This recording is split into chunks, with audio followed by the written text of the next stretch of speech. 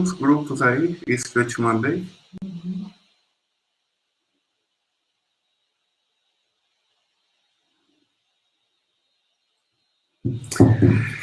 E aí, gente, bom dia, tudo bem com vocês? Eu sou o Vilmar Simeon, eu aqui em Valparaíso de Goiás, coordeno uma ONG chamada Programando Futuro. E hoje nós vamos fazer um bate-papo com uma troca de informações e uma oficina prática aqui sobre o lixo eletrônico. Pela próxima 1h30, eu vou mostrar para vocês aqui como que a gente consegue transformar aquele teu celular que não presta mais, aquele fone de ouvido que está falhando de um lado, ou carregar o celular quebrado, como uma oportunidade de negócios, uma oportunidade de preservar o meio ambiente, mas, acima de tudo, uma possibilidade de promover a inclusão digital para a comunidade brasileira. Hoje, nós estamos no ano de 2021 e é meio complexo as pessoas pensarem em inclusão digital na era do smartphone, às vésperas da implantação do 5G no Brasil, né? Mas quando a gente se depara com uma situação que não estava prevista, como é o caso de uma pandemia que a gente está passando, a gente descobre coisas que ficam difíceis de acreditar e ficam complexas da gente imaginar que o Brasil é tão grande, possui diferenças tão gigantescas entre eles, assim. Então, minha apresentação vai ser focada nisso.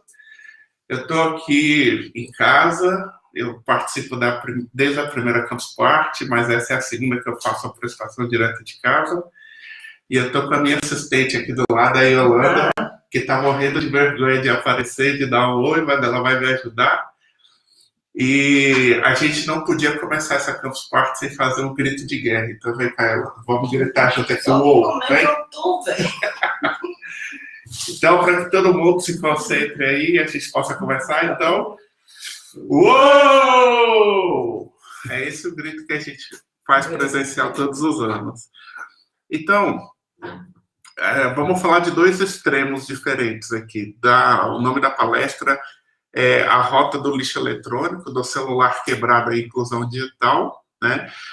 E nós vamos falar primeiro sobre lixo eletrônico. O que é lixo eletrônico para as pessoas? O que a gente considera eletrônico e o que é lixo? Então, vamos partir desde o princípio. Eu separei aqui alguns materiais, nós vamos fazer uma atividade prática. Esse vídeo vai ficar, algumas ferramentas bem básicas. Esse vídeo vai ficar no YouTube, né? Qualquer pessoa pode assistir depois. Vocês podem reproduzir, utilizar em palestras, atividades públicas e tudo mais.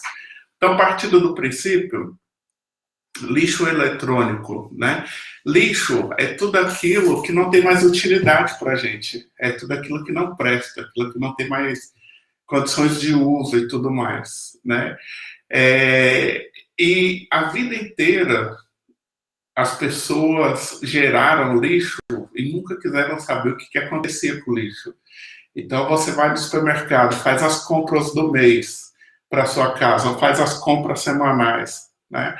Você não consegue perceber o tanto de embalagem que você consome desnecessariamente.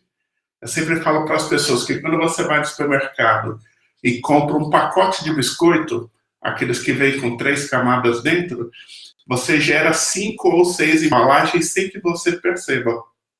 Então, tem a embalagem do produto, que está lá dizendo biscoito de água e sal, biscoito de coco, biscoito de leite, que tem um designer maravilhoso, ao ponto de você querer comprar e consumir, de tão bonito que é. Então, tem a embalagem do produto. Dentro da embalagem, existem 3 refis. E esses refis, eles estão enrolados num plástico filme, que já é a nossa segunda embalagem. Quando você compra no supermercado e paga, você pega a terceira embalagem, que é a sacola plástica, certo? Quando esse biscoito chegou no supermercado, ele chegou dentro de uma caixa de papelão, que é a 4ª embalagem, E dentro do caminhão que veio até o supermercado, ele veio embalado dentro de um pallet com várias caixas para elas não caírem e com outro plástico filme protegendo para que a carga não tombasse, o chamado stretch. O stretch é a quinta embalagem. Então, um simples biscoito que você come na sua casa, você foi responsável por gerar 5 embalagens sem que você tenha consciência disso. E lixo é aquela coisa que ninguém quer por perto. Eu costumo dizer para as pessoas assim que quase ninguém nessa vida colocou o lixo para fora de casa e o dia que o caminhão do lixo passou, seguiu o caminhão do lixo para ver o que acontece com aquele resíduo depois. Outra comparação que eu faço, eu nunca vi nenhum político fazendo imagens, por exemplo, dentro de um lixão para pedir voto para a população. Então, lixo é aquilo que você não quer perto, você tira da sua casa, você não faz questão de ver quando o caminhão passa. E até o ano de 2010, no Brasil, não existia nenhuma legislação que trouxesse informações a respeito de lixo. Então, cada cidade tinha o seu lixão, que algumas eram próximas da cidade, outros eram distantes. Existe uma legião de pessoas que viviam daqui e vivem até hoje daquilo que conseguem catar do lixão.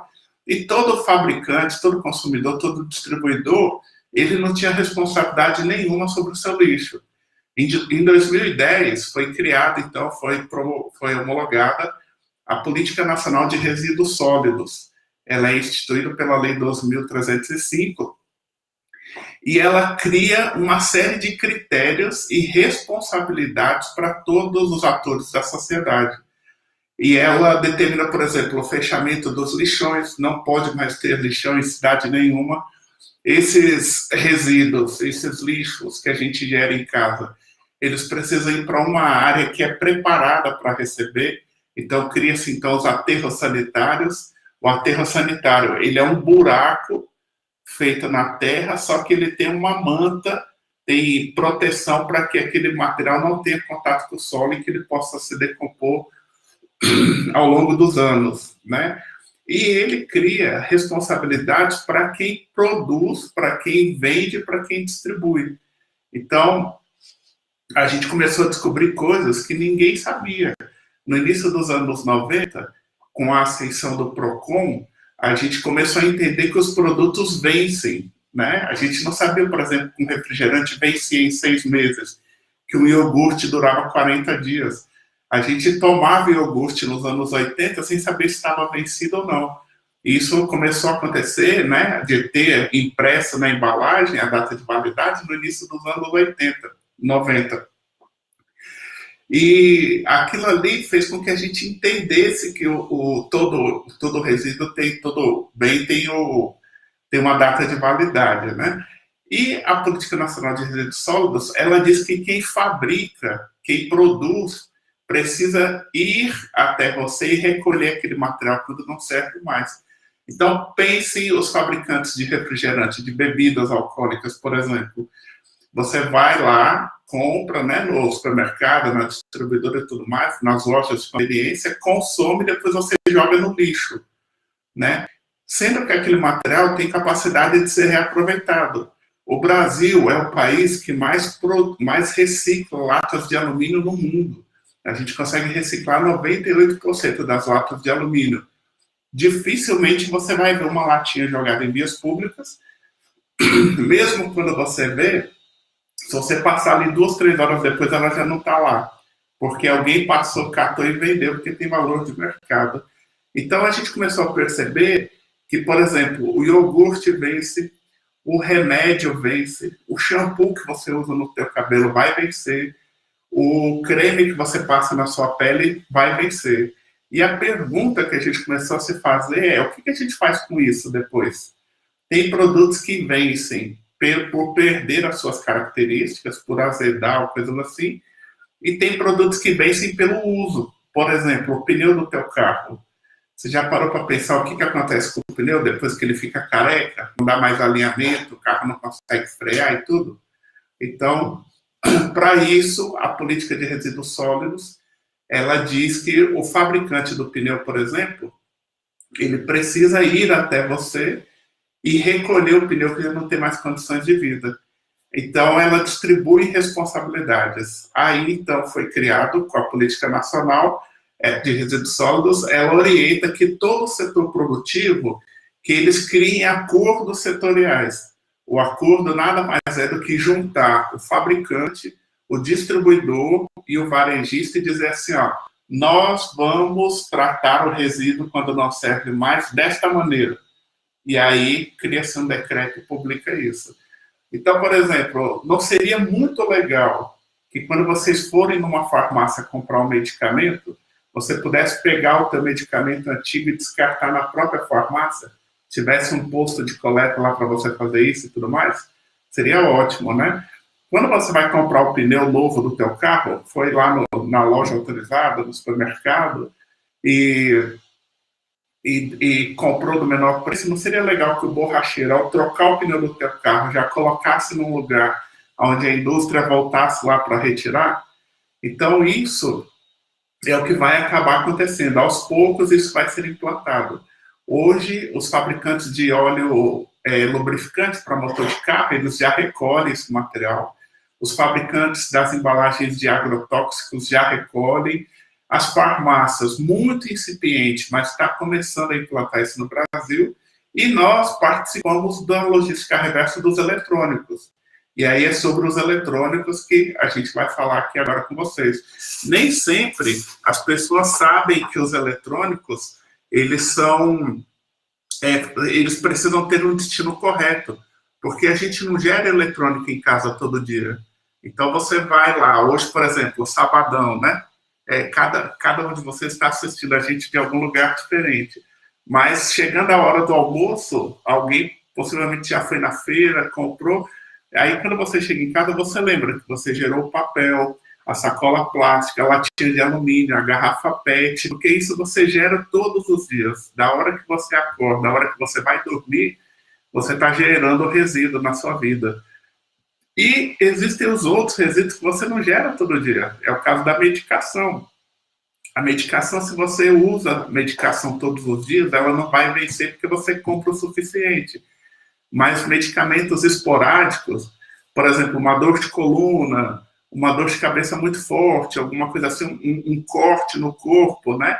Esse daí você usa 1, 2, 3 dias e aquilo lá você não lembra que vai vencer.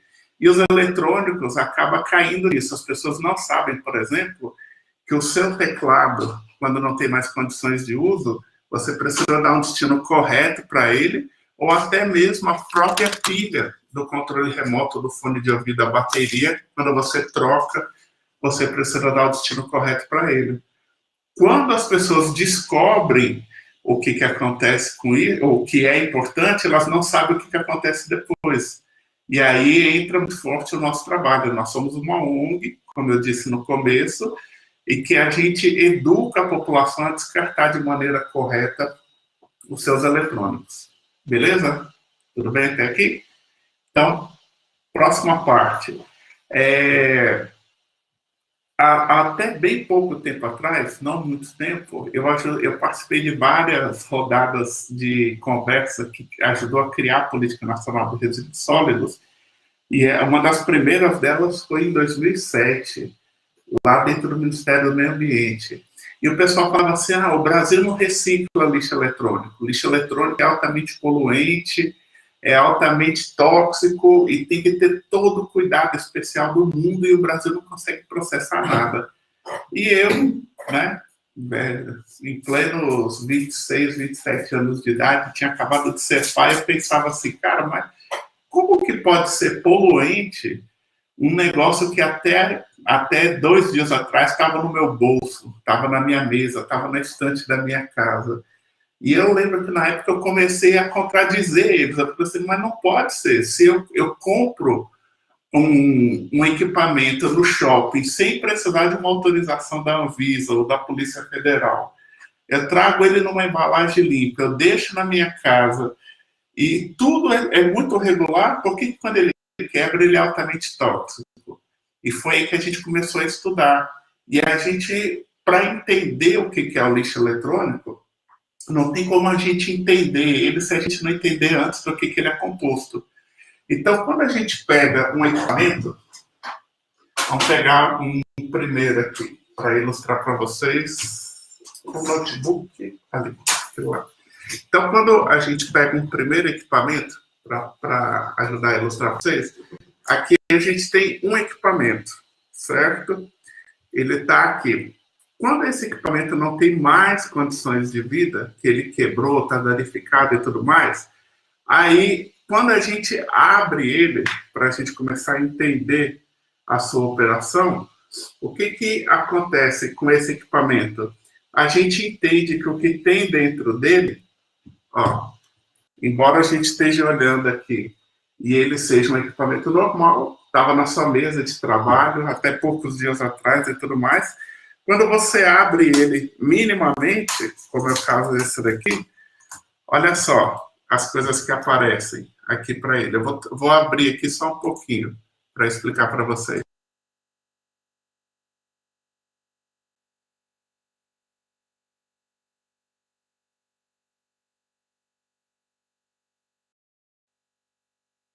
Então, esse daqui, por exemplo, é o teclado desse notebook, certo? Aparentemente um equipamento comum, né? Mas quando você vira ele, o que a gente tem aqui atrás? Ó, a gente tem uma camada do flat, né? Que são pequenos filamentos de cobre que levam a informação revestido por plástico.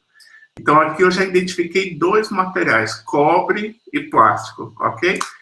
Quando a gente pega a base do teclado, ó, a mesma coisa, é um plástico, ó o tanto que ele é, vou colocar de lado, ó o tanto que ele é flexível. Ele é um plástico que tem pequenos filamentos aqui de cobre, e aqui na frente são teclas, todas essas teclas são plásticos. Então, do teclado, que é o primeiro que eu ilustrei para vocês, apareceu cobre e plástico, certo? Vamos pegar o resto do notebook agora, para a gente ver.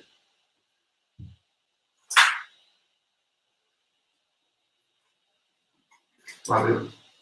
Quando a gente pega o resto do notebook, ó, então você pega ele aqui, você tem plástico, você tem agora outro plástico, aqui você tem uma camada de ferro, ó, o tanto que ele é duro. Aí o ferro é o terceiro elemento que aparece pra gente. Nós já falamos de plástico, já falamos de cobre, falamos de ferro agora, certo? E aqui atrás, quando eu tiro a tampa, olha só, agora dá para entender melhor. Essa é a tampa que eu estava mostrando. Então, aqui a gente tem o ferro, a gente tem mais flat, que é plástico e cobre, certo? E a gente tem aqui agora, ó, começa a aparecer as placas. Do que são feitas as placas? As placas são é um composto de vários materiais. Você tem fibra de carbono, você tem cobre, você tem chumbo, você tem estanho, você pode ter paládio, prata e ouro. Então, aqui começa a composição diferente desse material. E quando a gente pega o notebook agora aberto, olha isso, aqui aparece a placa-mãe desse notebook. Então, a placa-mãe também é uma placa de circuito impresso, certo? Ela traz aqui a placa, um flat aqui para vocês, outros flats. A placa tem tudo aquilo que eu falei, pode ter ouro, pode ter prata, pode ter cobre, cádmio, silício, que a gente reconhece na sua grande maioria por silício, né? E do outro lado aqui, nós temos o monitor, a tela, que é plástico, né? Tá aparecendo aqui para vocês, todo plástico. E temos uma camada de vidro, ó, né? A tela do monitor ela é bem mais sensível que a outra. Então, esse vidro que tem aqui, dentro dele ele tem uma camada de LED, que é onde aparece a informação que a gente está vendo. As placas de circuito, elas são também uma categoria. Então, por que eu estou dizendo isso para vocês? Porque quando a gente resolveu trabalhar com lixo eletrônico, quando a gente entendeu isso lá nos primórdios da política de resíduos sólidos, Nós fizemos exatamente esse exercício que eu estou fazendo aqui com vocês agora. Eu voltei para o meu trabalho, eu trabalhava na época onde eu estou hoje, né? Na época não, desde sempre foi lá, que é um centro de recondicionamento de computadores, aqui no Gama, em Brasília. E a gente fez exatamente esses testes. Eu falei para o pessoal assim, galera, pega um computador completo, uma impressora, vamos botar aqui na mesa, vamos desmanchar ele todinho. E vamos ver o que acontece com esse material. Aí nós identificamos plástico, ferro, cobre, as placas de circuito impresso, e foram aparecendo outros. Esse daqui é um modelo de notebook mais antigo. Ele tem um leitor de CD aqui.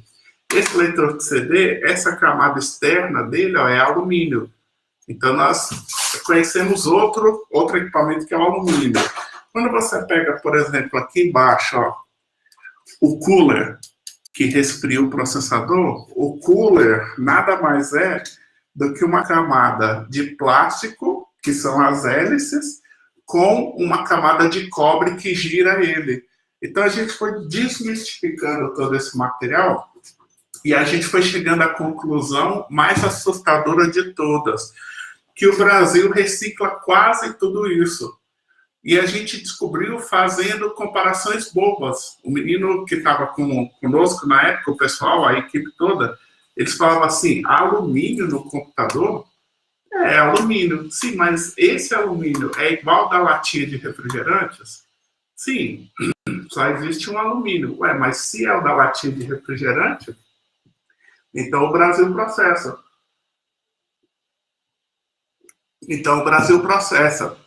E eu conheço a empresa tal que recicla isso em tal cidade. Aí nós fomos atrás, mandamos uma amostra, e eles falaram, não, é a matéria-prima que a gente trabalha. O ferro era o mais fácil de todos. Hoje qualquer esquina, né? Mas há 10 anos atrás, qualquer cidade tinha ferro velho, tinha recicladora que recebia ferro. E por aí a gente entendeu que só o que o Brasil não reciclava na época e continua não reciclando hoje são as placas.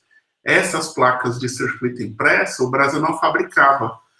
E o resto nós achamos tudo. O cobre, por exemplo, que são esses fios fininhos que nós temos aqui, ou, por exemplo, o fio dos teclados, como esse daqui, ó, esse fio que aparece no teclado, ou do fone de ouvido, do carregador, é o cobre, e o cobre pode ser reciclado em qualquer lugar, né? Você faz até panela de cobre, você faz novos fios de cobre, tubulação de cobre, é tudo coisa normal. E aí nós pegamos e começamos, depois de separar esse material, nós fomos pesar para ter noção do volume. E a gente descobriu que menos de 20% do peso dos eletrônicos tem a ver com placas. O restante, mais de 80%, é um mix de cobre, de plástico, de ferro, de alumínio, de vidro, de borracha. E tudo isso o Brasil reciclava já recicla isso há mais de 20 anos. Foi aí que a gente entendeu assim, cara, então menos de 20% vai precisar ir para fora do Brasil. E aí a gente entendeu, então mais de 80% recicla aqui, então o Brasil recicla lixo eletrônico. E aí começou os nossos diálogos, então, tanto com a política de resíduos sólidos, quanto o nosso projeto de tratamento e destinação de lixo eletrônico. Foi aí que a gente se especializou nisso, que é o que eu estou mostrando para vocês. Quando a gente pega um outro equipamento, por exemplo, como o monitor, aí o monitor já é situação problema. Aqui eu vou mostrar para vocês um monitor de LED, mas vamos falar também dos monitores de tubo, certo? Esse daqui eu já trouxe meio aberto para poder mostrar para vocês. Olha só, isso daqui, segura aqui para mim, Amanda, por favor. Esse daqui, ó, é o LED, é a frente do monitor, né, com a placa lógica dele aqui, que é uma parte pesada, a boa parte do peso está aqui, só que a parte mais volumosa é essa, ó, é a carcaça, tá vendo? Essa carcaça aqui, ela é plástico, ela é 99% de plástico, ela só não é 100%, porque tem esse pequeno parafuso aqui, ó. Tem um pequeno parafuso e tem as etiquetas. Eu botei umas etiquetas aqui para não aparecer a marca do fabricante, acho que não é legal fazer isso, mas aqui está as etiquetas, tirando esse parafuso e tirando esses 4 parafusos daqui, pronto, a gente tem só plástico. Esse daqui, por exemplo, é um plástico preto, tá vendo? Ó? Todo identificado, todo marcado. Então, isso daqui, o maior volume, recicla-se. Quando a gente abre ele aqui, a gente ainda tem o plástico aqui do lado, e quando a gente abre aqui atrás, olha o ferro, olha mais plástico, olha a placa de circuito impressa aqui dentro, o cobre aparecendo, a carcaça de ferro, a proteção aqui de papel alumínio, mais um pedacinho de placa, onde ficam os botões, certo? E a única situação, problema que nós temos aqui é o LED, que o LED precisa ter um tratamento adequado para ele. Aqui dentro a gente tem vários materiais que precisam dar o destino correto. Isso vai para uma indústria diferente, também aqui no Brasil. E aqui a gente tem, ó, a placa, a caixa, a fonte dele, os flats e tudo mais. E, além disso, sobrou a borda que é de plástico. Desmontamos ela. Tá vendo? Então, assim que a gente desmonta um monitor de computador. Muito obrigado, Yolanda. E mais situações de exemplo para vocês entenderem, é quando a gente chega, por exemplo, aqui. Né? Esse daqui é um teclado. Vamos lá, de novo o teclado. Esse daqui põe uma fita para mim. Esse é o teclado. Só volta aqui antes. A primeira coisa que a gente faz no teclado, quando a gente recebe ele, a gente já separa essa camada de cobre dele, que está aqui. Isso daqui a gente já separa, já é um cobre encapado, né? Cobre é um dos materiais mais presentes nos eletrônicos. E aqui, na ponta, eu estou fazendo isso, mas esse equipamento não presta mais, tá, gente? É um caso real. E aqui a gente separa o conector. Esse conector USB dele precisa ser separado de maneira correta. Então, aqui eu tenho um resíduo, que é o conector. Aqui eu tenho outro resíduo, que é o cobre encapado, certo? Quando eu pego o teclado, eu vou até colocar a luva, que é o correto, a gente trouxe uma luva aqui. É sempre bom usar os EPIs adequados para isso. O óculos não precisa, porque eu estou fazendo o trabalho todo manual, mas lá na nossa operação a gente utiliza os óculos, porque a gente tem parafusadeiras elétricas. Esse daqui é o teclado comum, antigo, né? Que eu acho que quase todo mundo tem, ele aí. Deixa eu ver se já está aberto aqui ou não. Mas quando a gente abre o teclado, vamos ver se está aberto.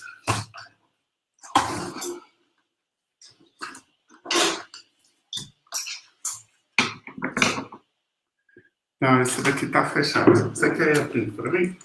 Ele? E eu passo para você ver quando você abre, com a chave.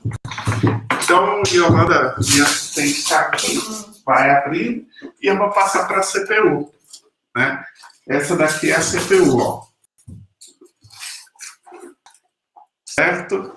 Que é o computador. Todo mundo acha que tratar material eletrônico é tratar computador. Não é só isso, gente. Computador é um dos materiais um dos equipamentos que menos aparece. Basta dizer que na sua casa você deve ter 1 ou 2 computadores, mas deve ter celulares, deve ter 5, 6 carregadores, 3, 4 fones de ouvido. Então, quando a gente abre o computador, primeiro equipamento que aparece, primeiro resíduo, ó, ferro. A tampa é feita de ferro. E aqui, além de ser o mais volumoso, ele é o mais pesado. Me presta aí, Yolanda, o monitor. O pé dele. A diferença do ferro para o plástico, a grosso modo dizendo, o ferro é o mais volumoso e o mais pesado da CPU, e no monitor o plástico é o mais volumoso, só que ele é o menos pesado. O plástico é muito leve. Já o ferro, não. O ferro é bem mais pesado. Então, quando a gente abre o computador, aqui para ajudar a ilustrar para vocês, ao abrir ele, nós temos, enquanto equipamentos, nós temos aqui drive de CD, nós temos o HD, né, o disco rígido, a fonte de alimentação, o cooler que está resfriando o processador.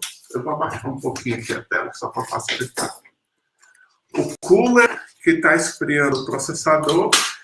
Aqui embaixo, a placa-mãe, acho que dá para vocês verem, que também tem os pentes de memória com o processador e os flats, né, que ligam todos esses componentes. Isso tudo que eu falei para vocês são equipamentos. Quando ele não tem mais condições de uso, eles viram resíduo. E quando a gente trata resíduo, não existe resíduo placa-mãe, não existe resíduo HD, não existe resíduo gabinete.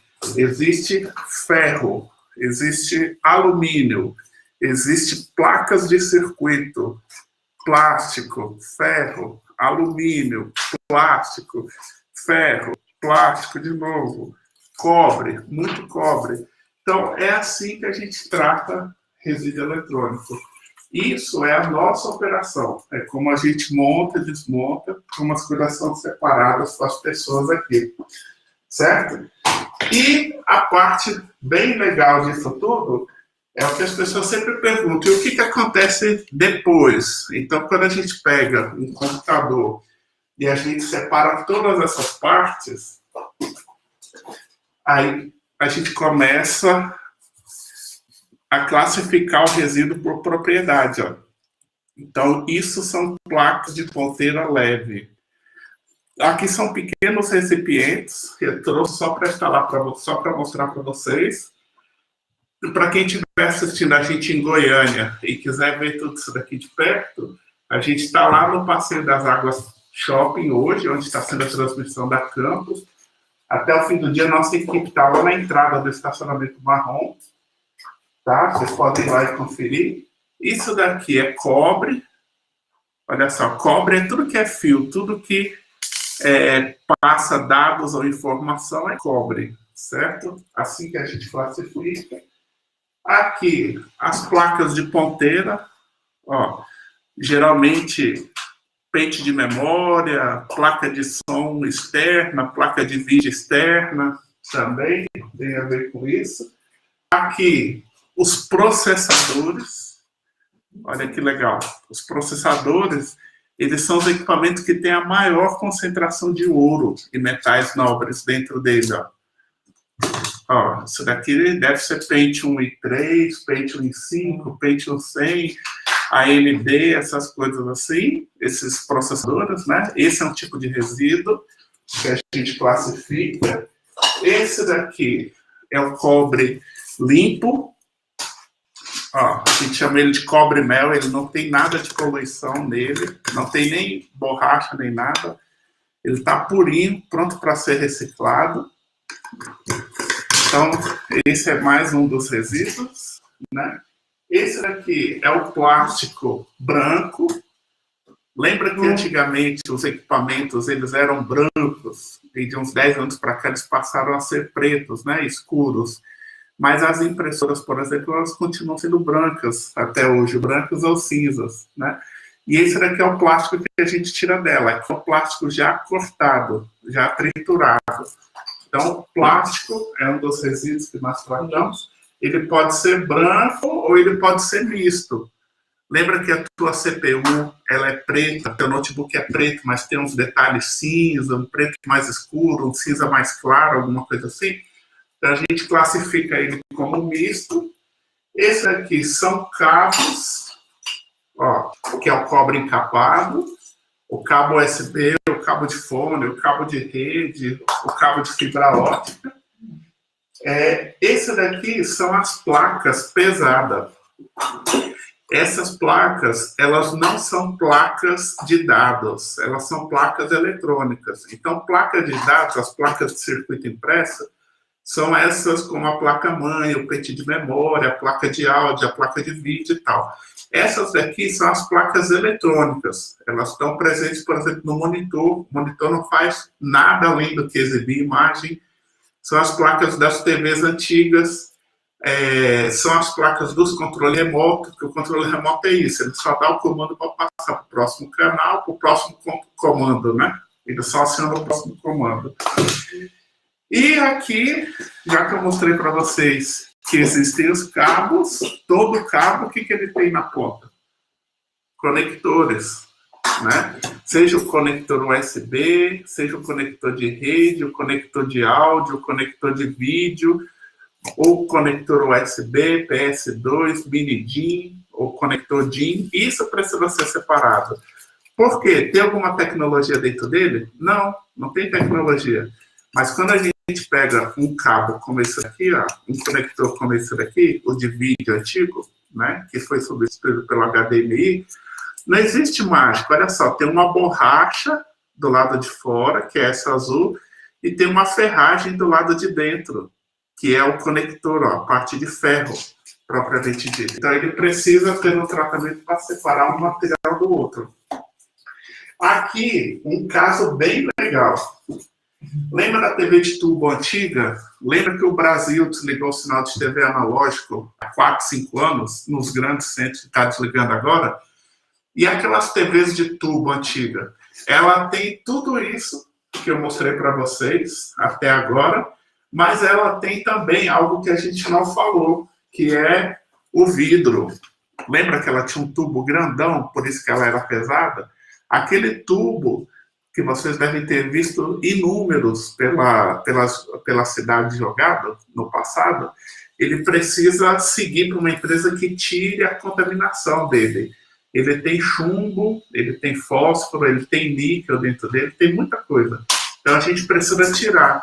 E esse daqui, ó, é o vidro depois dele descontaminado.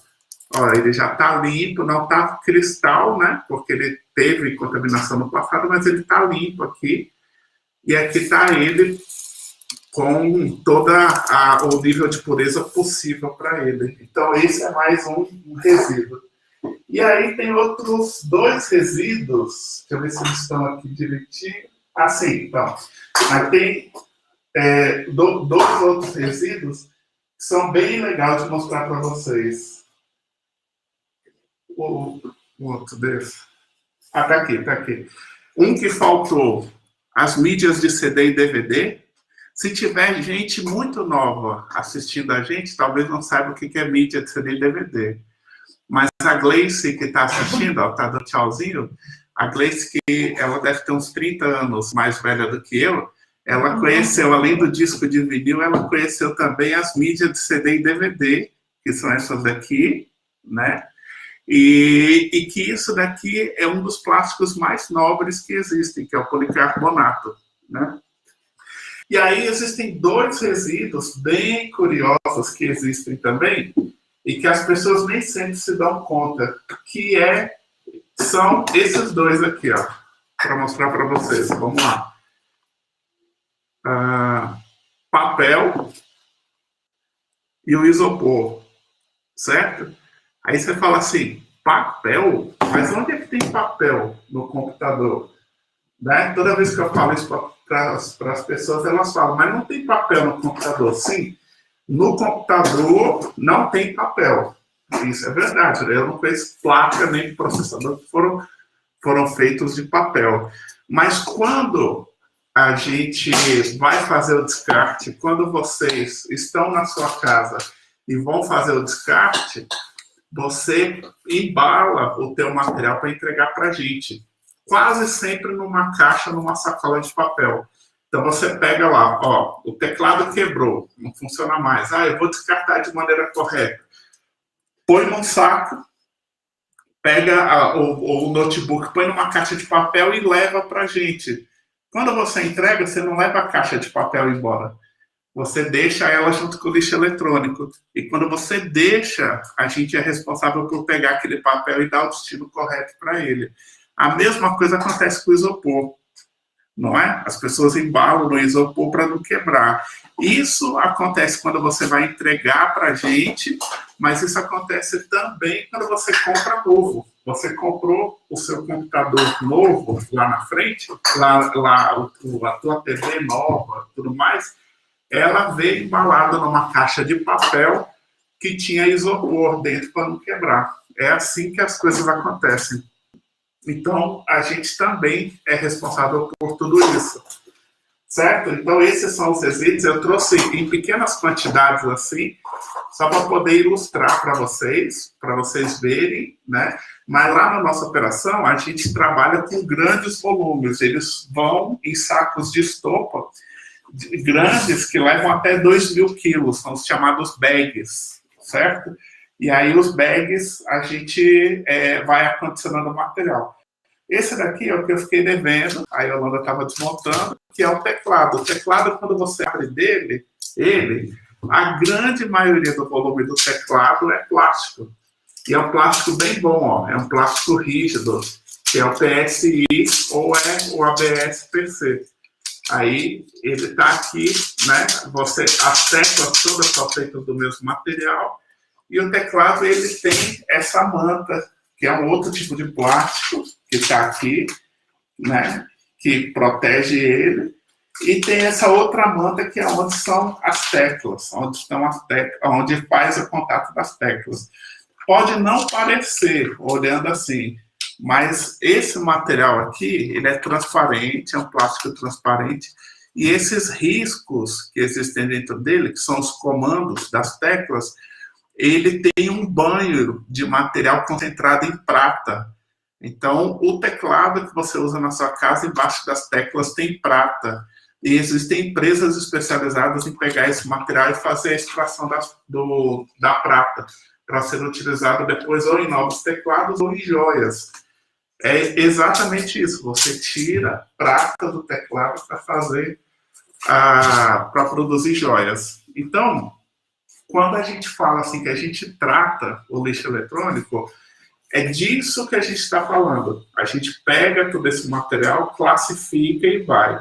Esse material aqui, especificamente, que é o plástico branco, né? Os plásticos, né? O branco, cadê o misto?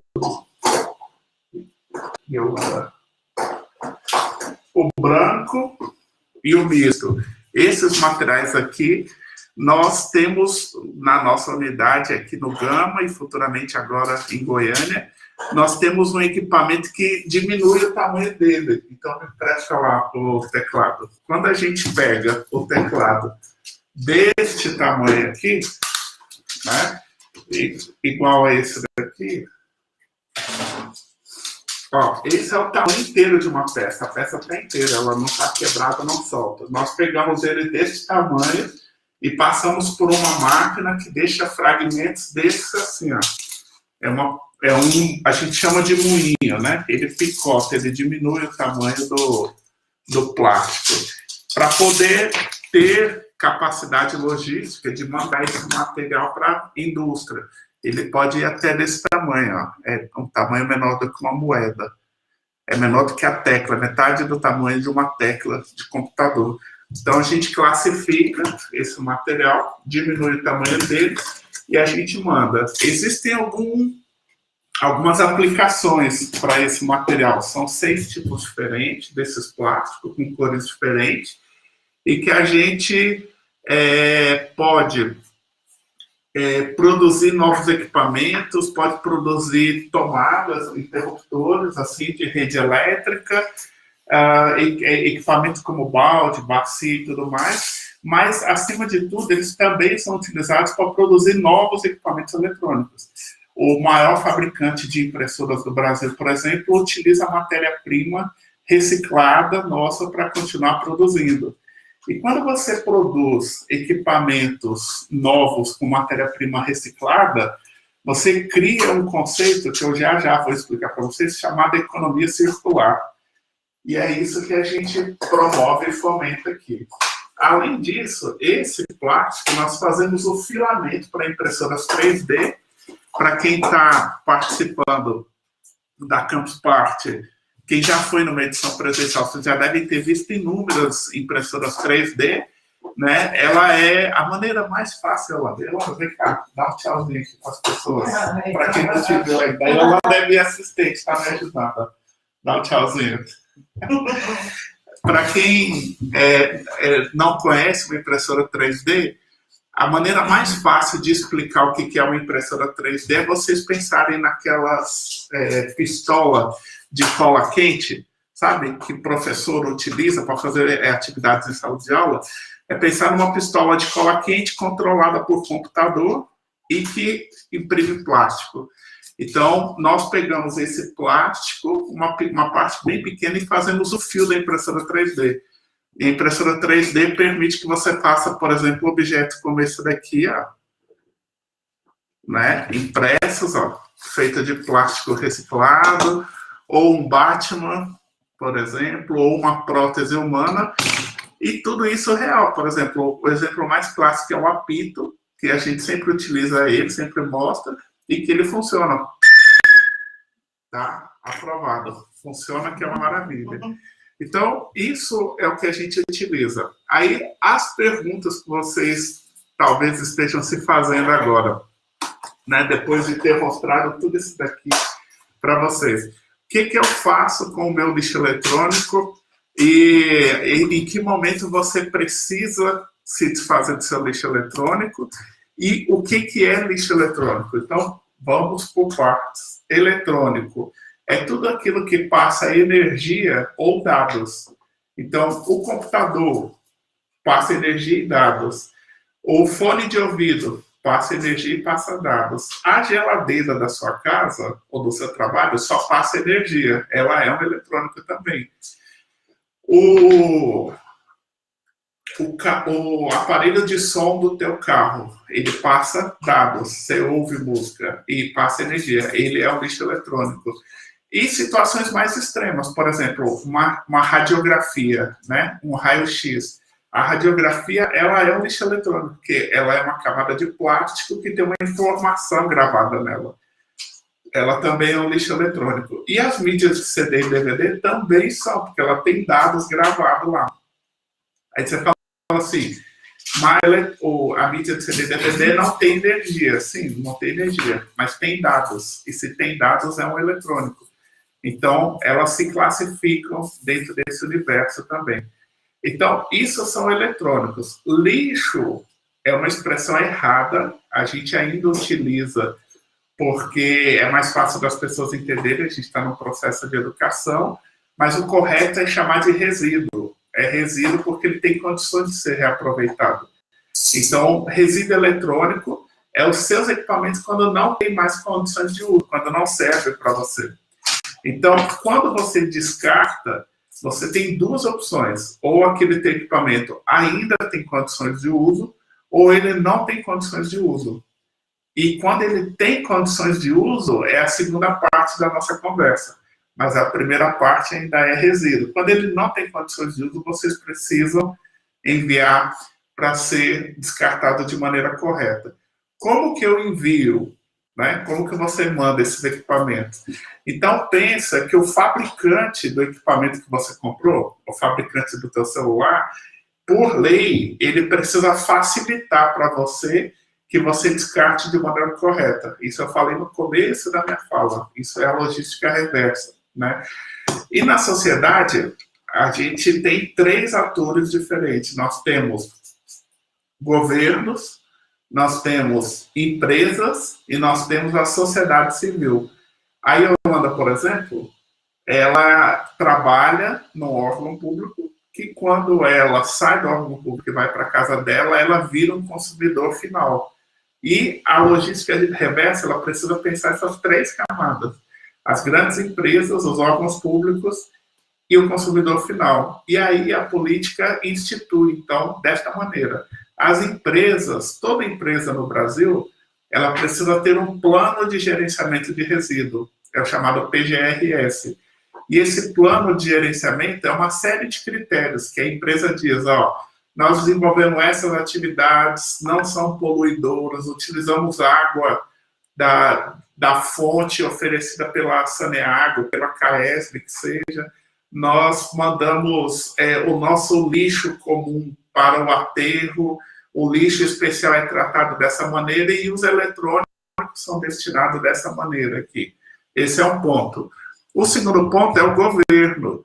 E aí a gente é bem feliz nessa parte, porque a gente trabalha já há 15 anos com o governo federal, dando o destino correto para os eletrônicos dele, há 2 anos em Brasília, com o governo do Distrito Federal, e agora, muito recentemente, estamos implantando em Goiás um programa maravilhoso chamado Sucatec, que vai dar o destino correto para os equipamentos eletrônicos de todo o governo do Estado e também das prefeituras. Quando a gente diz governo, também estamos falando das três esferas, não só o executivo, mas também o legislativo e o judiciário. Todos eles poderão se aproveitar dessa política que está sendo construída pela Secretaria de Desenvolvimento e Inovação, a CEDIR.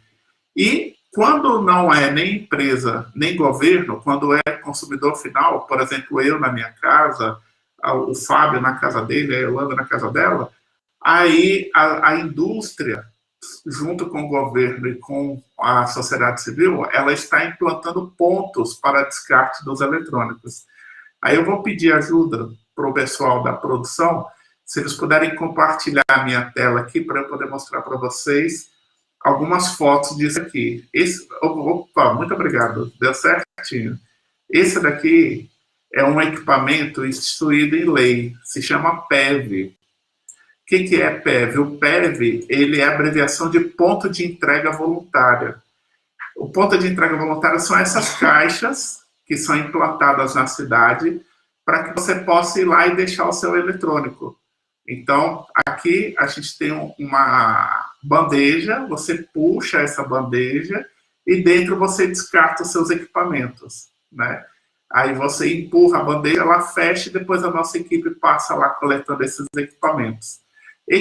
Volumes grandes que não conseguem entrar na caixa, a pessoa responsável pelo ambiente vai lá e coloca dentro do volume para vocês. Então, daqui para frente, vocês vão ver muito disso implantado pelas cidades, pelos próximos anos, inclusive em cidades menores, né? Aqui em Goiás, a gente começa a implantar já no próximo mês as primeiras 10 unidades e depois mais 10 até o final do ano, que são 20. O ano que vem a gente deve implantar um volume maior. Quando vocês deixam, né, quando está o PEV implantado, quais são os lugares ideais para o PEV estar? Isso daqui é super importante.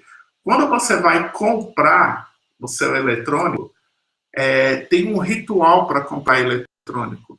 Ninguém está na rua e fala assim, vou comprar uma TV de LED hoje. Não é assim, você não compra uma TV de LED do nada. Você cria um ritual, você fala assim, eu vou me programar para comprar uma TV de LED no próximo mês. Chegou o próximo mês, você fala assim, no sábado eu vou almoçar fora com a minha família, vou lá no shopping, vou procurar no shopping A, no shopping B, na loja X, na loja Y, e vou comprar a TV. Aí você vai, compra, leva para casa, chega em casa, instala, põe o Netflix, pede pizza e inaugura a TV assistindo Netflix. A mesma coisa o celular novo. O celular novo você gasta um dia inteiro, fazer backup, subir dados e tudo mais. Isso você começa a fazer na praça de alimentação do shopping, depois compra um sorvete, chega em casa, enfim. Tem um ritual, gente. Não adianta falar que não tem, porque tem. Quando a TV de LED não presta mais, aí as pessoas falam assim, eu quero que você busque na minha casa. Sim, mas por que eu tenho que buscar na sua casa? Se na hora que você comprou, você foi comprar. Então, a gente cria um processo que facilita essa logística. Então, por exemplo, todas as nossas caixas, tem a Alana Pires, está perguntando aqui onde vão estar essas caixas. A gente vai divulgar em breve os locais, a gente está fechando essa relação, mas sempre vai estar em lugares de fácil acesso. Para quem tem carro, por exemplo, lugares fáceis, supermercados, né, shopping centers na área de estacionamento, unidades do SESC e do SESI, por exemplo. A lógica é o seguinte, sempre lugares de fácil acesso, para que você possa parar e deixar seus equipamentos. E para quem não tem carro, a gente coloca em lugares de grande circulação, por exemplo, estações de ônibus, estações do metrô, começa aqui, ó, para que você possa chegar lá. Esse daqui é o metrô de Brasília, tá?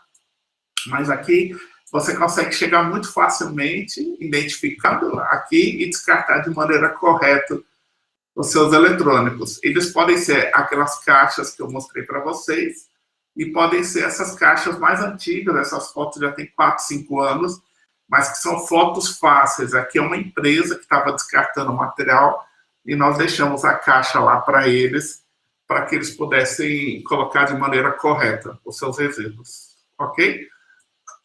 Pode parar o compartilhamento. As imagens que eu tinha eram essas. Obrigado. Vou só tomar uma água, viu?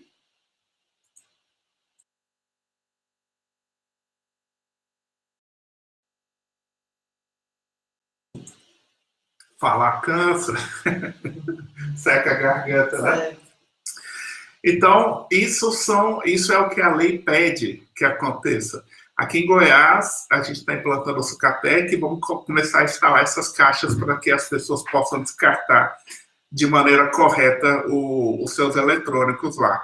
Além disso, o Sucatec, ele prevê que os órgãos públicos possam dar o destino correto para os seus equipamentos. Então, no Brasil, a vida útil de um equipamento, ela gira em torno de 5 anos. Eu não sei se vocês sabem disso, mas cada vez mais os fabricantes estão preocupados com um conceito chamado ciclo de vida dos produtos. Eu produzo esse alicate. Quantos anos, em média, dura esse alicate? Se eu lubrifico ele, ou se eu não lubrifico, se eu mantenho a proteção ou não, tudo isso vai impactar. A mesma coisa esse fone de ouvido. Então, todo equipamento tem uma vida útil. E no Brasil, os computadores, notebooks, equipamentos de informática, eles têm uma vida útil média de 5 anos, e o celular, em média, 3 anos, né? Isso são dados da indústria. Então, os órgãos públicos que compram os seus equipamentos, em média, 5 anos, ele tem um valor residual zero. Valor residual é quando você vai zerando, né? Ele vai depreciando. Você compra por 1.000, no segundo ano vale 800, no terceiro 500, no quarto 300, no último 0. Geralmente, no fim dos 5 anos, aquele equipamento já tem valor zero. E é aí que vai entrar o Sucatec. O Sucatec vai orientar exatamente que os órgãos públicos possam destinar de maneira correta, dentro da política de resíduos sólidos, de maneira ambientalmente correta e atestado, né, tendo o crivo ali da indústria, o crivo do IBAMA e do Ministério do Meio Ambiente. Todos esses processos já estão assinados, estão em fase de implantação. A gente espera que 2 ou 3 semanas esteja tudo pronto. Duas contribuições bem legais. O Pedro está perguntando se pilhas e baterias são lixo eletrônico. São, e é um dos lixos eletrônicos mais poluentes que tem. Uma pilha descartada em via pública, ela tem uma pequena camada de lata ao redor dela, né, que é onde está estampado as marcas, as informações, e dentro ela é um composto de mais de 20 materiais químicos diferentes, entre eles o chumbo. Uma pilha descartada que pega água e sol o tempo inteiro, em 6 meses ela já diluiu na terra, na segunda chuva já está descendo para poço, para lençol freático, essas coisas. Então, são altamente poluentes. Pilhas e baterias vocês podem deixar nas caixas que a gente está implantando, ou nas principais redes do supermercado já tem pontos para isso. E o Fernando está perguntando como deve ser a logística reversa em caso de compras via e-commerce. Fernando, o e-commerce, ele também é um varejista, tá? É uma venda online, mas ele também é venda de varejo, então eles precisam seguir a risca. A conta da logística reversa no Brasil, ela contempla tanto o varejista quanto o e-commerce. Então, essas caixas que vão ser disponibilizadas, esses PEMs, ele também serve para a logística reversa via e-commerce. As principais redes de e-commerce no Brasil aderiram à logística reversa, E elas vão, inclusive, ajudar a viabilizar a implantação desses pontos no Brasil. Elas estão dentro, sim, da logística reversa. Tá bom? Então, o Sucatec é isso, gente. É um esforço muito legal. Ontem à noite eu fiz uma palestra aqui na Campus Party também com a Naed, que é a gerente do Naed, desculpa, eu não lembro de cabeça, acho que você é a gerente do projeto, né? Não lembro a função exata, acho que é essa, do Sucatec, ela é funcionária do governo do estado, e a gente falou exatamente sobre isso, sobre como que as coisas acontecem depois desse processo. Então, o Sucatec, ele vai dar essa resposta para a sociedade e vai colocar Goiás numa rota que cumpre fielmente os objetivos do desenvolvimento sustentável da ONU, que são 17 objetivos que a grande maioria dos países se comprometeram em fazer. Uma delas tem a ver com gestão sustentável dos recursos, de todos os recursos, né? Então, isso é o Sucatec, muito em breve vocês vão conhecer, a gente vai fazer muitas atividades legais em Goiás, mas o Sucatec só vai funcionar se a sociedade aderir. É preciso que os órgãos públicos participem, que as empresas participem e que as pessoas físicas também participem. O Dagmar está perguntando se o Sucatec começa em 2022. Não, o Sucatec começa em 15, 20 dias. A gente está finalizando já a implantação do espaço físico e essa palestra que eu estou fazendo hoje, essa oficina, tem a ver com divulgar o Sucatec e tudo mais. E a gente está criando redes sociais, criando material de divulgação, muito em breve vocês vão conhecer. Agora, qual que é a diferença entre reciclagem e economia circular? É nesse ponto que eu queria chegar, e aí a gente parte já para a segunda parte. Uma coisa é reciclagem. O que é reciclagem? Reciclagem é quando eu pego este papel que chegou até mim e eu transformo ele em um outro produto. Por exemplo, este papel, dificilmente ele vai virar um novo papel, mas ele pode virar um cartão, ele pode virar uma cartolina, ele pode virar uma caixa de papel, mas dificilmente ele vai virar este papel branco de novo, certo? As latinhas de alumínio, quando você passa na rua e você recicla, coleta, um catador coleta, manda, ela volta como um outro produto. As garrafas PETs, até 2 anos atrás, elas não podiam voltar como garrafa PET, porque tem uma resolução, eu não sei se ainda tem ou se já não tem mais, mas tinha uma resolução da Anvisa que ela não recomendava a reutilização de matéria-prima para alimentos. Então, nenhuma embalagem de alimentos no Brasil era feita com matéria-prima virgem, reciclada, sempre com matéria-prima virgem. Tá? Então, as garrafas PETs recicladas, elas se transformavam principalmente em camisetas, certo? Então, e a reciclagem é quando você pega uma matéria-prima e transforma em outro produto. Isso é reciclagem, isso é muito legal. Mas a economia circular, ela é um conceito muito maior do que isso. Economia circular é quando você cria um produto para ter uma vida contínua. É quando você pega um monitor, por exemplo, como esse daqui, e ele é feito com matéria-prima reciclada, certo? Só que ele é concebido para ser feito com matéria-prima reciclada. Concebido é o seguinte, quando o designer, o engenheiro, o eletrônico está produzindo, está concebendo o produto, ele está sendo concebido para utilizar matéria-prima reciclada, que pode ser reciclável várias outras vezes e que isso impacta infinitamente no seu produto. Então, por exemplo, esse é um monitor que foi feito com uma matéria-prima plástico, mas com uma matéria-prima chamada PS, poliestileno. O PS, como é que eu sei que é PS? Está gravado aqui, ó. O fabricante já deixou gravado, ó, a identificação do material. E o designer dele é isso. Se você, não sei se vai dar para vocês verem bem aqui ou não, mas olha só, é uma matéria-prima que não é brilhosa. Cadê aquela borda do monitor? Me parece aqui.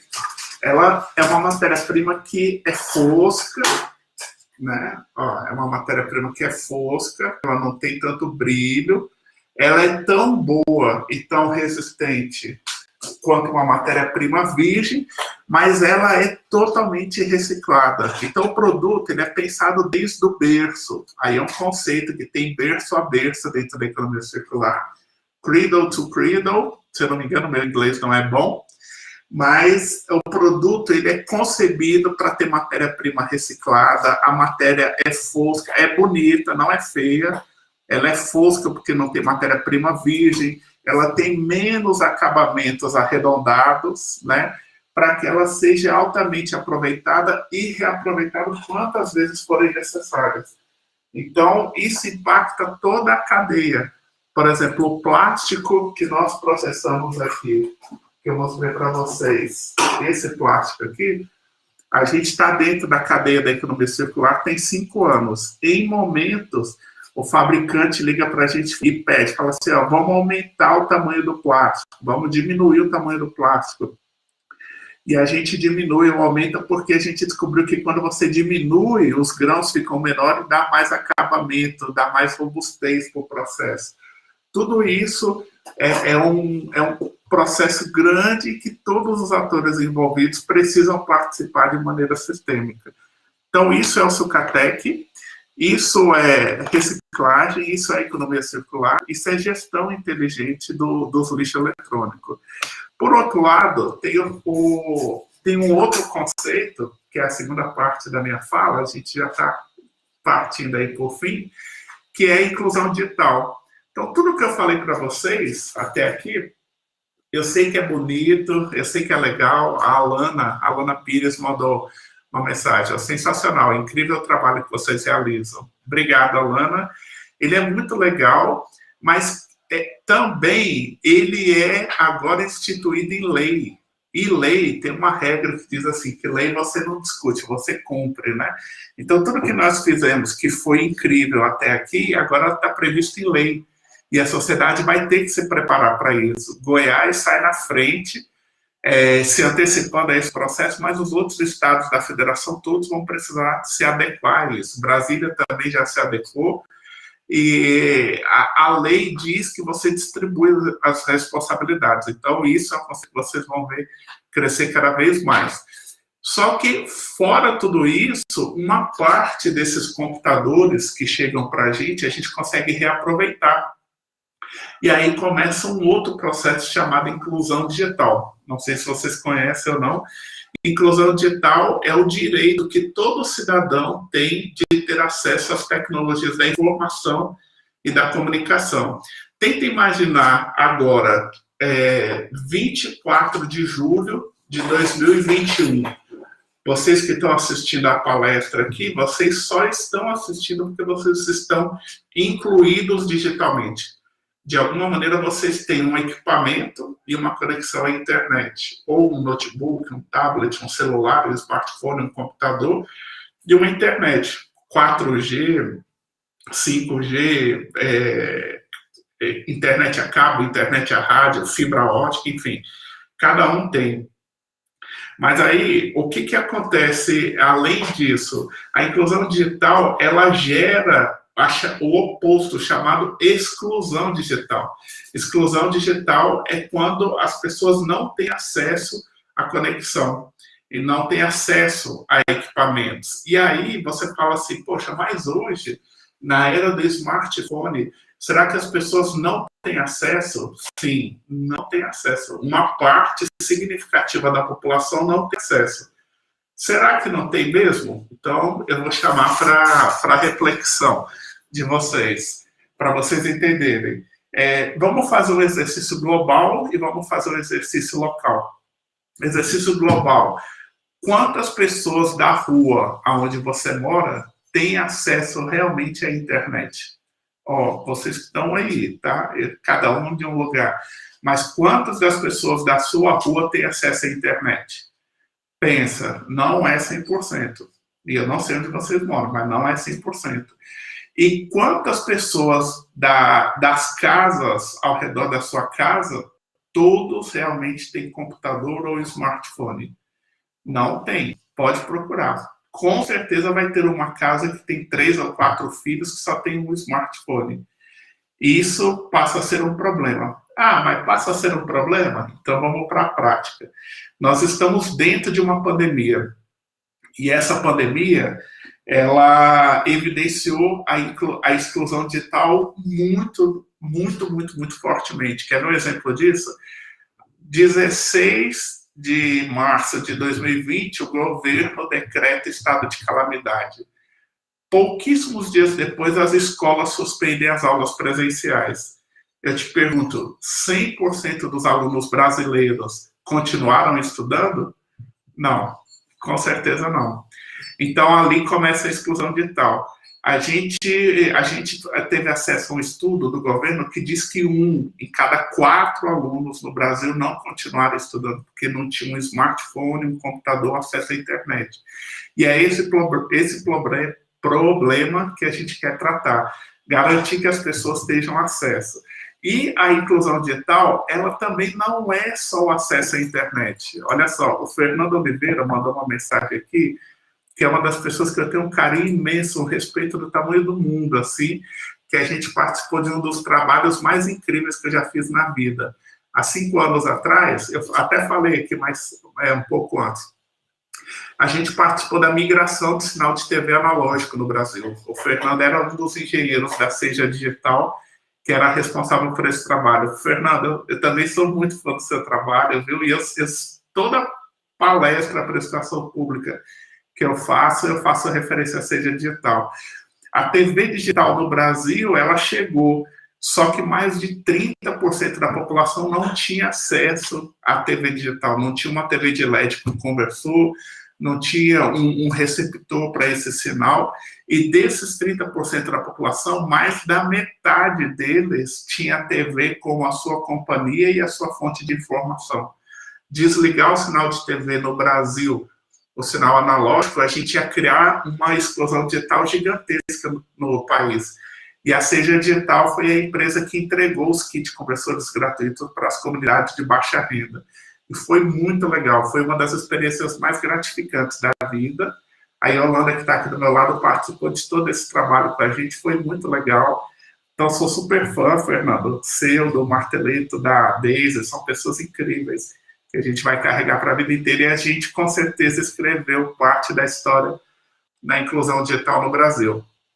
E aí, o Sucatec, então, ele vai promover isso. Isso são coisas que a gente tem feito ao longo dos anos, mas toda vez que um órgão, como a Companhia de Água de Goiás, né, Água e Saneamento, tirar lá 30, 40 computadores da comunidade deles, esses equipamentos vão passar pelo recondicionamento na nossa unidade, vão ganhar uma nova condição de vida, de utilização e tudo mais. Só que, além disso, esses equipamentos vão para comunidades que realmente precisam.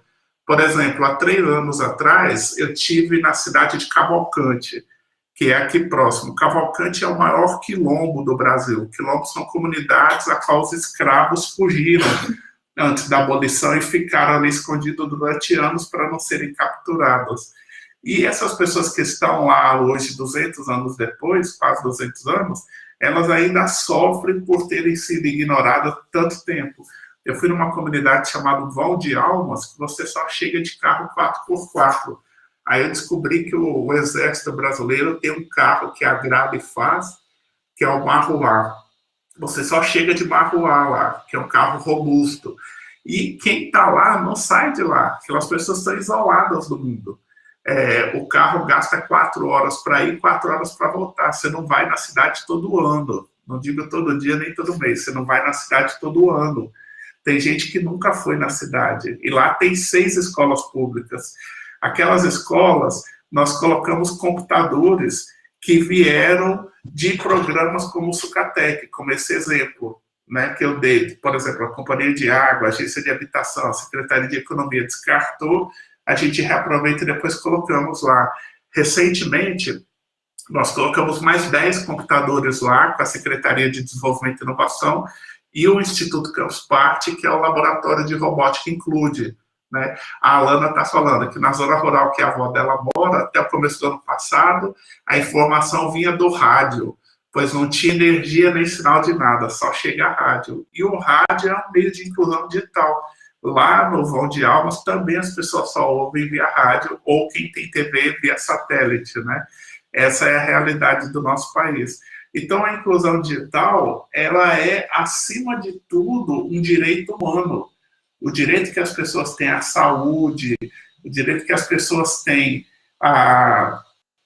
ao bem-estar, à moradia, à energia elétrica, elas precisam ter também direito à inclusão digital. E que bom que a gente está fazendo isso. As tecnologias, né, computador, internet, elas servem para facilitar a vida das pessoas. E aí eu vou, já para os últimos minutos aqui da fala, eu vou citar para vocês um dos exemplos que mais me deixaram feliz de eu ter vivenciado na vida. Um deles é o da Seja Digital, esse que eu acabei de explicar para vocês, e o outro, há 15 anos atrás, eu tive numa comunidade lá no Maranhão chamada Santa Quitéria. Esse exemplo eu não me canso de dizer. Nós montamos um laboratório de informática com 10 computadores lá em Santa Quitéria, do Maranhão. Santa Quitéria é interior do Maranhão, já chegando no Piauí, ali próximo de Teresina, não, próximo de Parnaíba, né? Pronto, é uma cidade que fica atrás dos Lençóis Maranhenses. Aí é fácil vocês terem no mapa, assim. E o promotor de justiça da cidade, eu estive lá na época, eu conheci ele chamou o presidente da associação que receberam os computadores que nós mandamos para eles, nós e a Fundação Banco do Brasil. E ele falou assim, eu tenho um sonho, e eu espero que esse telecentro ajude a realizar esse sonho. Eu falei, qual que é o sonho? Ele falou assim, eu queria que, usando a internet, usando esses computadores e usando a promotoria de justiça da cidade, não, ele não era promotor, ele era juiz, ele era juiz, e usando a promotoria de justiça da cidade, eu queria fazer com que 100% da população da cidade tivesse registro de nascimento. Eu falei, cara, mas como assim? Como que a cidade não tem? Ele falou, não, nenhuma cidade no Brasil, 100% da população tem registro de nascimento. E, como eu disse para vocês, eu tinha acabado de ser pai naquela época, e eu falei, mas minha filha tem. Ele falou assim, sua filha tem, mas teu avô tinha? Teu avô fez quando o registro? Enfim, resumindo, a gente fez um mutirão gigantesco em Santa Quitéria. Esse mutirão durou 9 meses, e a ONG, era uma associação comunitária, né, que tinha lá, onde estavam os computadores, e eles gastaram 9 meses trazendo os moradores da comunidade rural, de inúmeras comunidades, para que as pessoas fossem lá ter o registro de nascimento. E aí, com 9 a 10 meses, eles fizeram um novo levantamento, estou finalizando já, eles fizeram um novo levantamento e descobriram que 100%, eles tinham chegado ao número de 100% da população com acesso a registro de nascimento. Ganharam o prêmio da ONU, ganharam o prêmio da TV Globo, por isso, por ser a primeira e única cidade no Brasil onde tem 100% da população. Isso só foi possível porque há 15 anos atrás a gente conseguiu colocar computadores e internet na cidade, tá? Então, a inclusão digital foi ferramenta meio, não foi ferramenta fim. A ferramenta fim foi a mobilização social, assim como foi o caso da Seja Digital, a mobilização fez toda a diferença. E tempos depois, o que era mais legal de tudo é que quem nunca teve registro de nascimento também nunca foi no hospital, porque não podia ser atendido, nunca estudou, porque não podia ser matriculado, e, acima de tudo, nunca se aposentou. Então, a gente tinha casos de pessoas com 70 anos, com 80 anos lá, que nunca tiveram renda na vida e tiraram o registro de nascimento num dia, alguns meses depois estavam aposentados. Isso desenvolveu imensamente. Eu lembro que, na época, a cidade que não era conhecida, o pessoal um dia me ligou e falou assim, chegou a Casas Bahia aqui na cidade. Eu falei, Casas Bahia?